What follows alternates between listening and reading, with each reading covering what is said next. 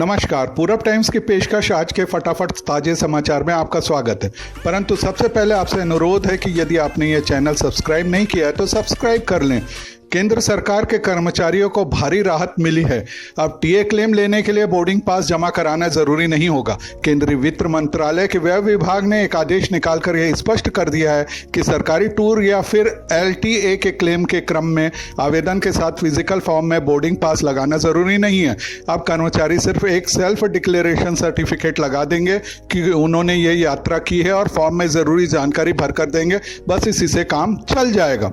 राज्य सरकार के द्वारा जिले के अंदर और जिले से दूसरे जिले के लिए बसों के संचालन की अनुमति दे दी गई है। यात्री, ड्राइवर और कंडक्टर मास्क पहनेंगे। बस में गुटखा, तंबाकू, धूम्रपान प्रतिबंधित रहेगा। ड्राइवर और कंडक्टर की ड्यूटी बारी बारी से कराने और रोज सैनिटाइज करना अनिवार्य कर दिया। उधर बस मालिकों ने 6 माह का टैक्स माफ करने, किराया बढ़ाने, नॉन यूज बसों को बिना टैक्स खड़ी करने की अनुमति देने और स्लीपर बस का टैक्स एक सीट का लेने की मांग। ऐसे में बस परिचालन रुका हुआ है।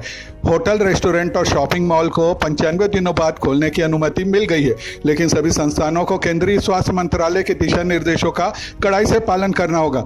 नियमों के मुताबिक होटल, रेस्टोरेंट में पार्टी लॉन में अधिकतम 50 लोगों को सार्वजनिक कार्यक्रमों में अनुमति मिलेगी। वहीं होटल, शॉपिंग मॉल में एसी का तापमान 24 से 30 डिग्री सेल्सियस के बीच से रहेगा। वहीं वेंटिलेशन की व्यवस्था भी जरूरी होगी। कोविड-19 से बचाव के अन्य अनेक नियम भी लागू होंगे। छत्तीसगढ़ सरकार अब गौपालकों से गोबर खरीदेगी।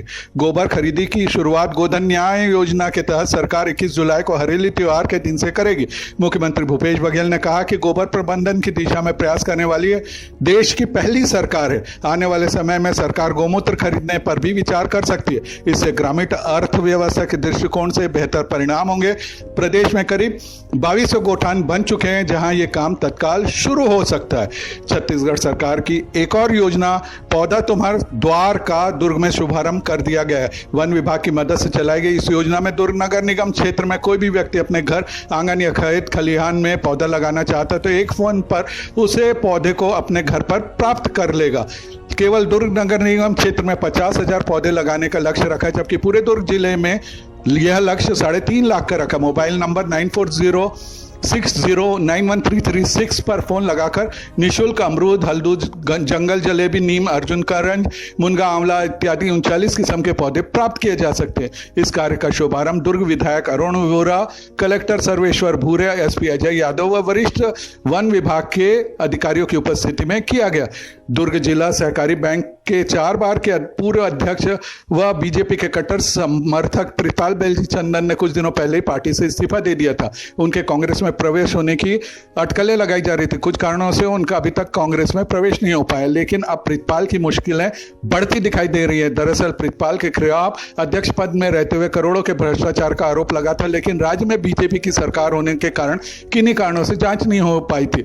अब दुर्ग कलेक्टर सर्वेश्वर भूरे ने पंजीयक सहकारी संस्था के आदेश पर 2 सदस्यीय टीम का गठन किया, जो प्रितपाल के कार्यकाल की जांच कर रिपोर्ट सौंपेंगे।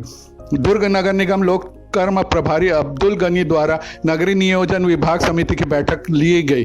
बैठक में शहर के विकास कार्यों पर चर्चा की गई। बैठक में चर्चा किया गया कि निगम की डिपो कार्यालय में निगम का भवन निर्माण करने 1965 की स्थिति में बस स्टैंड की नजुल सीट की जानकारी लेकर किया जाएगा। निगम सीमा क्षेत्र में नजुल सीट में अनेक विवादों द्वारा निगम की बिना अनुमति भवन निर्माण कर लिया गया था। नजुल सीट की जानकारी के साथ ही भवन निर्माण की अनुमति निगम से लिए जाने का फैसला समिति द्वारा लिया गया। इससे पीडब्ल्यूडी, पीएचई व अन्य विभागों द्वारा बिना अनुमति के मनमानी निर्माण की पोल खोलने की संभावना।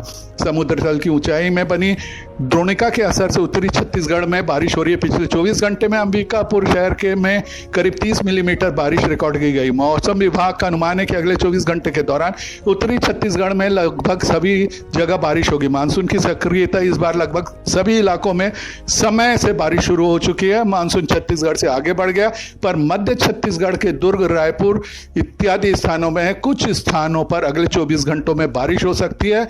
गर्मी बढ़ सकती है और आर्द्रता भी बढ़ेगी।